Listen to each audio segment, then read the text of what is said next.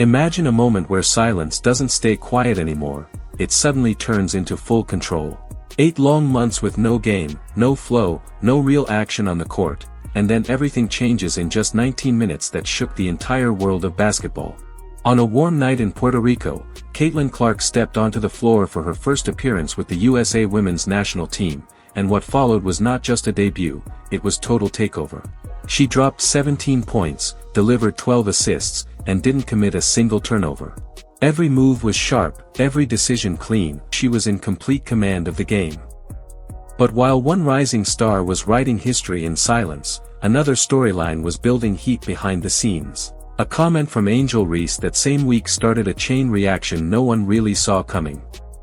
And to truly understand how everything reached this point, we need to go back a little. This was the FIBA World Cup qualifying stage, 5 games packed into just 7 days. The USA squad arrived with one clear goal in mind: to dominate every single moment from the opening tip to the final buzzer. Team USA women's basketball just went undefeated at the FIBA Women's World Cup qualifiers. But the real battle was never just about winning the game, it was about who would actually control it when pressure hits hardest. Head coach Kara Lawson made the early call, starting Chelsea Gray at point guard. A proven veteran, trusted for big moments, especially against Senegal's aggressive full-court defense. On paper, it looked safe. But the game wasted no time proving otherwise. From the very first seconds, that full-court pressure from Senegal came alive. Passing lanes closed instantly, the rhythm fell apart, and even Gray, calm under most situations, started to feel the heat. Then came the moment everyone was waiting for. Caitlin Clark checked in. 8 months without real game action. Her first appearance with the senior national team. A loud arena. Heavy expectations, and the exact same defensive pressure that just rattled a veteran now came straight at her. But there was no hesitation. She saw the press before it fully formed. She broke it apart with quick reads, pushed the pace instantly, and turned defense into offense in seconds. Every pass looked intentional, every decision felt natural, like she had been running this system for years. And what unfolded next was complete control: 17 points, 12 assists, 0 turnovers in just 19 minutes. A dominant 110-46 win for Team USA. After the final whistle, when the pressure was gone and the spotlight was on her, Clark didn't talk about nerves or stress. She simply said she was just excited to be out there. More than anything, just excited to be here, excited to play basketball again, and it'll be fun 5 games in Puerto Rico. 8 months away from the game, and she walks onto the international stage she never left at all. The ball was just waiting for her return. No hesitation, no slow start, no signs of rust, just instant control from the very first touch. Those 12 assists weren't just a good number, they made history. The most ever recorded in a senior national team debut, not only for Team USA, but across all countries in international basketball history. And it didn't stop there. She also set the record for the fastest double-double ever in a Team USA debut. On top of that, she became the only player in history, male or female, to record a double-double in a first senior national team appearance. All of this came from the bench. Just 19 minutes on the floor. After 239 days without a real game. And when you really think about it, that's the part that makes it even more unreal. Because what followed next wasn't just a strong debut, it turned into a statement run that the entire tournament simply couldn't ignore. This roster has an abundance of talent. We have multiple players that making their debuts here in San Juan. She wasn't just playing well anymore, it looked like she was operating on a completely different level from everyone else on that floor. In just 5 games, Caitlin Clark piled up 32 total assists, and she led Team USA in playmaking in every single game she played. Not a few standout moments, but consistent control from start to finish. And when you look at the overall numbers, it gets even more impressive. She finished the tournament averaging 6 points and 6.4 assists per game. But the real shock comes from how she did it. Clark wasn't playing heavy minutes like most stars who log 30 to 35 minutes a night in international basketball. She was doing all of this in just about 19 minutes per game. Then comes the stat that really tells the full story: her impact on winning. Her plus-minus across the tournament was plus 109. And that wasn't just the best on Team USA, it was the best out of every player in the entire competition. Every nation, every roster, every star in the event. That's when it becomes clear, this wasn't just a strong performance. It was total control from start to finish. She missed her first 7 and knocks that one down, and it's a big one. Caitlin Clark looked like the most unstoppable player on any court in Puerto Rico that week, even while playing limited minutes and dealing with illness at different points of the tournament. But even that wasn't enough to slow her down. After the opening game, Phoenix Mercury head coach Nate Tibbetts made a bold change. He moved Clark into the starting lineup and reshaped the offense around a quicker, guard-focused system. The goal was simple: speed everything up, give her the ball early, and let her control the game before defenses could even get organized. And the result came instantly. In the very next matchup against New Zealand, Team USA completely took over, rolling to a 101-46 win, a 55-point blowout. Clark was on the floor for 23 minutes, the most on the team, and still finished with the highest efficiency rating in the entire squad. After seeing that level of impact, Tibbetts made a rare move in pro sports. He openly admitted he was wrong not to start her sooner. No excuses, no soft wording, just a clear acknowledgement that the adjustment should have come earlier. By the end of the tournament, the numbers told a wild story. 14 different world records were either broken or matched, and Clark walked away with tournament MVP honors. She also became the youngest MVP in the history of the qualifying stage.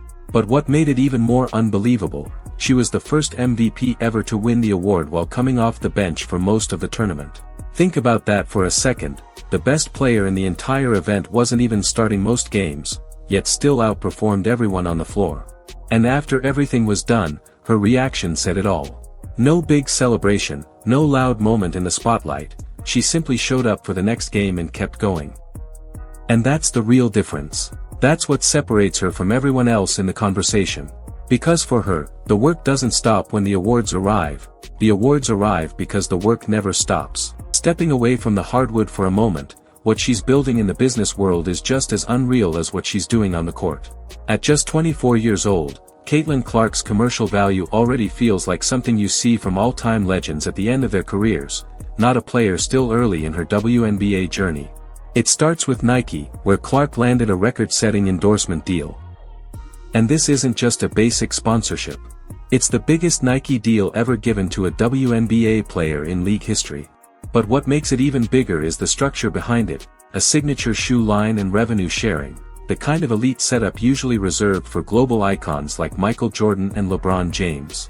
Then there's Wilson. Clark didn't just get a product deal, she got her own signature line. That makes her the first athlete since Michael Jordan to receive that level of treatment from the brand. Think about that for a second. The last name to do it was Jordan himself. From there, the list keeps growing. State Farm made her the first female athlete to lead an entire campaign as the main face of the brand. Not a supporting role, not a side appearance, the centerpiece of the whole campaign. A company known for NFL and NBA superstars chose her as their primary spotlight.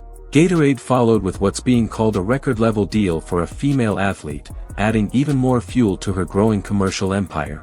And then you add Prada into the picture. Nike, Wilson, State Farm, Gatorade, and luxury fashion stepping in. This is no longer just a list of endorsements. It's a full-scale global brand being built in real time. What makes it even more striking is how early it's all happening. In her rookie season alone, Clark brought in an estimated $8.1 million from endorsements. Meanwhile, her WNBA salary was only around $70,000. That gap is honestly massive when you break it down. We're not just talking about a small difference in pay here, her off-court income alone has already gone past 100 times what she earned on the court. For most experienced players in the league, that level of total money is something they never even come close to across their entire career, let alone in a single season like this. And the attention around her didn't stop at the paycheck. That gap immediately turned into recognition on a global scale. Forbes placed her among the most influential women in all of sports, not just basketball, not just one league, but across every major sport you can think of. Then Sportico stepped in with its own analysis, breaking down her influence through power, reach, and market value, and she was sitting at the top in category after category. Because what she created wasn't just personal success, it was something much bigger. It started affecting the entire league. Her rookie season alone helped push WNBA arenas into record attendance numbers. TV ratings jumped to levels nobody expected. Networks that once barely showed interest suddenly started pouring attention and money into coverage, because the growth became impossible to ignore. She didn't just enter the league. She completely changed how the league is valued in real time. Sponsors followed fast. Broadcast deals expanded. Arenas that used to have empty seats were suddenly packed night after night. And remember, all of this happened in just year one, before she even fully settled into a second season. And that's where the story starts to split in two completely different directions. Because while Caitlin Clark was rewriting record books and reshaping the business side of the league, Angel Reese was building a very different kind of rookie story on the opposite side of the spotlight. Now when you look at Angel Reese's game, the conversation always starts with rebounding. But not every rebound tells the full story. A good number of her boards came from her own missed shots right around the rim, something analysts pointed out repeatedly throughout the season. And here's the key detail: all rebounds are counted the same on the stat sheet, even the easy ones after a miss. That's what changed how people started breaking down her numbers. Now when you compare the two rookie seasons side by side, the difference becomes impossible to overlook. Caitlin Clark didn't just play basketball, she completely transformed the Indiana Fever offense, broke major records, and helped trigger huge spikes in both attendance and TV ratings almost instantly. And she wasn't doing it alone either. Around her, Indiana had strong pieces working together: Aaliyah Boston dominating inside, Kelsey Mitchell providing scoring from anywhere on the floor, Lexi Hull locking in on defense, and Sophie Cunningham adding toughness and shooting depth. Everything started clicking into place. And even in year two, Clark didn't slow down. In fact, she looked even sharper: more assists, better control of the tempo, and improved efficiency across the board. Every game looked like she was operating on a level the league was still trying to figure out how to defend. Even when she stepped into completely new situations like the FIBA tournament, with limited chemistry and a system not built around her, she still delivered and broke records again.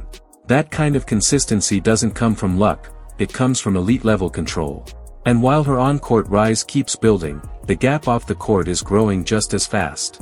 Big brands are already moving aggressively. Nike is pushing her signature line as a major release, and early signals suggest demand could be explosive. Her Kobe player editions already proved the hype, selling out instantly and flipping for double the price almost immediately. The market is clearly reacting before the signature shoe even fully arrives. But on the other side, Angel Reese's situation looks very different. Her Reebok signature shoe launch, which was supposed to be a big moment, didn't land the same way. Instead of selling out, pairs ended up discounted. The buzz faded quickly.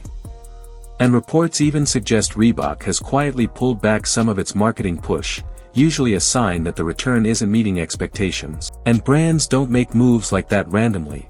They track everything: engagement, sentiment, public image, long-term demand. And critics argue that the constant comparisons, online noise, and off-court distractions have made it harder for Reese's brand to build clean momentum. Right now, Caitlin Clark is being positioned as a global face for major campaigns, while Angel Reese is dealing with a much tougher commercial reality, where attention isn't turning into consistent demand. And that gap, both on the court and off it, just keeps getting wider with every new headline. Because while Clark's shoes are flying off shelves at double retail value, and Reese's are being pushed into discounts just to move inventory, that's when the conversation took another turn, Reese still speaking out and saying she deserves more award recognition. And look, this isn't about attacking anyone. But at some point, the pattern becomes hard to ignore. Awards usually follow impact. Endorsements follow demand. Recognition follows results. That's just how the system works. And right now, that separation between these two careers is only becoming more visible. At the top level, Caitlin Clark is operating like a non-stop storm. Records are dropping almost every time she steps on the floor. There's no slow start, no adjustment phase, no hesitation in her game. New system, new teammates, same outcome. From the opening tip, she takes full command of the pace, and once she does, she rarely lets go of it. Meanwhile, Angel Reese carries a completely different kind of presence. Her game comes with emotion, intensity, and a loud energy that keeps her right in the middle of every debate. She is not only measured by numbers on a stat sheet, but also by reactions, arguments, and non-stop headlines that keep her name circulating even when the box score doesn't tell the full story.